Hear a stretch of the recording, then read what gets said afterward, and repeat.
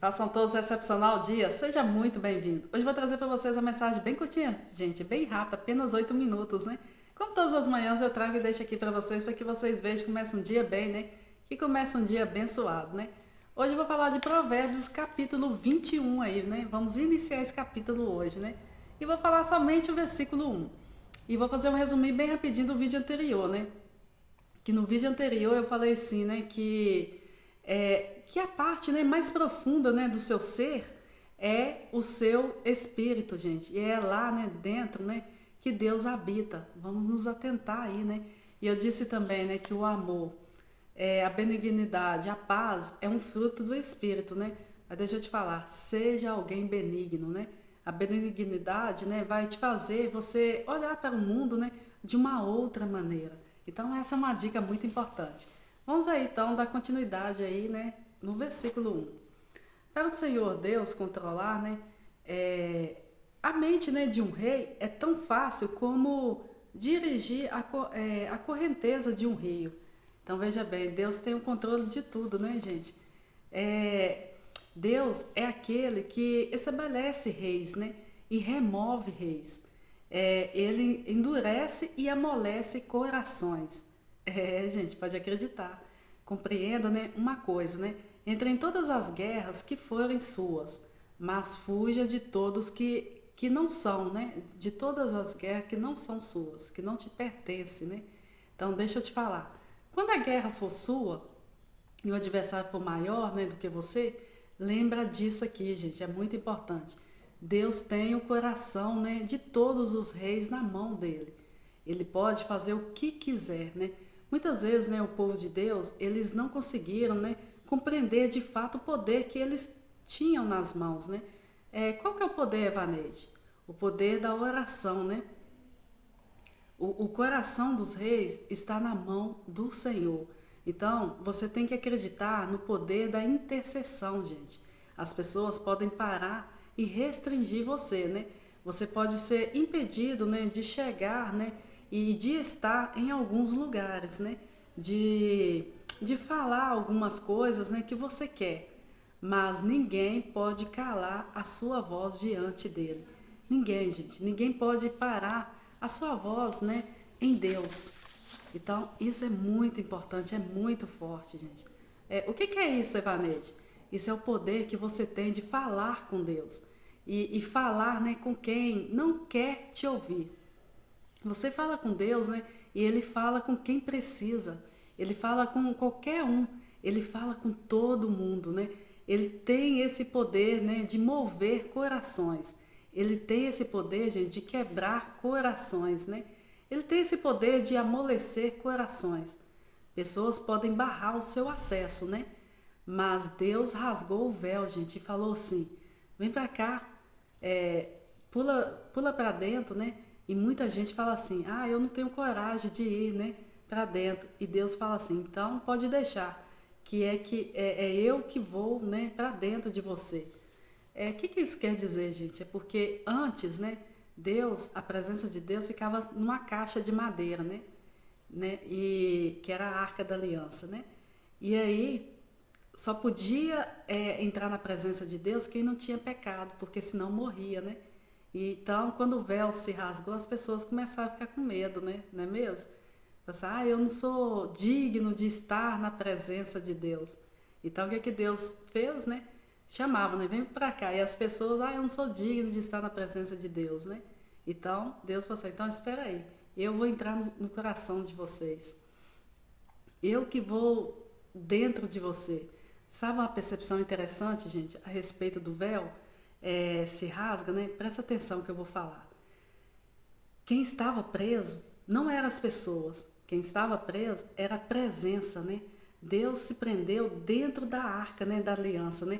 Só que Deus, né, decidiu se soltar. Sabe qual que é o problema, né? É a religiosidade, né? A religiosidade fala assim, né? Você está preso, sempre teve, e sempre vai estar. E não era o homem que estava preso, gente, era a presença que estava na caixa, né? Quando o véu se rasga, né? Às vezes, quando a gente se fala de véu, gente, por quê? Porque tinha o templo, né? e tinha a caixa lá que tinha a presença de Deus, que é a Arca da Aliança, né? E antes de chegar nela, tinha um véu para proteger, né? E esse véu era da grossura da mão de um homem, né? Ele era bem grosso mesmo. E ele era, se eu não me engano, era vermelho, a cor tinha vermelho, azul e roxo, né? E tinha os desenhos, né, de anjos, né? Então, era para proteger a caixa lá, né, da presença. Então, era muito pesado o tecido e muito grosso, né? Então, quando o véu rasga, né? Às vezes o homem fala assim, o véu rasgou, eu não vou entrar. E Deus falou assim, né? Não é você que vai entrar, é eu que estou saindo. É eu que estou saindo das caixas e indo para os corações. Eu tenho saído da caixa de madeira e entrando nos corações dos meus filhos. Tem problema não. Você tem medo de vir? Eu vou ir até você. Eu vou jogar fora todo o medo. Por quê?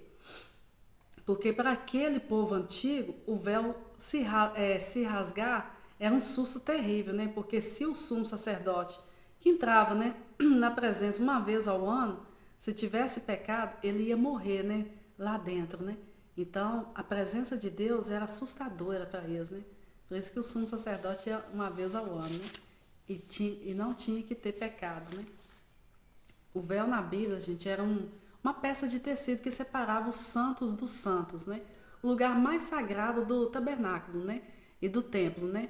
No lugar santo, onde os sacerdotes ministravam, né? O véu simbolizava a distância entre Deus e o homem causado pelo pecado. Somente o sumo sacerdote podia entrar no santo dos santos, né? Uma vez ao ano. E aí, né, quando Jesus morreu na cruz, um dos sinais milagrosos que aconteceram, né, foi rasgar o véu, né, do templo, né, de alto a baixo, né. Em Mateus capítulo 27, versículo 51, fala sobre isso. Esse fato, né, tem um significado profundo e maravilhoso para nós cristãos, né. Rasgar, né, do véu indica, gente, que por meio da morte de Jesus, né, o caminho para Deus foi aberto. Acorda, gente. E os judeus, né, têm um costume também, tem uma tradição que quando um filho morre, né, o pai ele rasga a roupa, né? Isso já tem escrito nas passagens, né? Até mesmo Davi, vocês viram quando o filho dele morreu. Então eles rasgam a roupa, né, do corpo, né? Por isso quando o véu rasgou, né, eles entenderam que Deus rasgou o véu, né, para o seu filho, né? E aí teve uma pessoa que falou assim, né, eu acho que um soldado, eles falaram assim, de fato era filho de Deus. E aí, gente, quando o véu se rasga, né, eu imagino o susto daquele povo, né? E eles pensando assim, agora quem pode acessar a presença, né? E Deus dando o recado desde Joel, né, falando assim, chegará um dia que meu espírito vai ser derramado sobre toda a carne, né? Vossas filhas, vossos filhos profetizarão, vossos jovens sonharão, vossos velhos terão visões. Mas deixa eu te falar, você pode estar preso, né? Mas o véu rasgou, né? E vai chegar em você.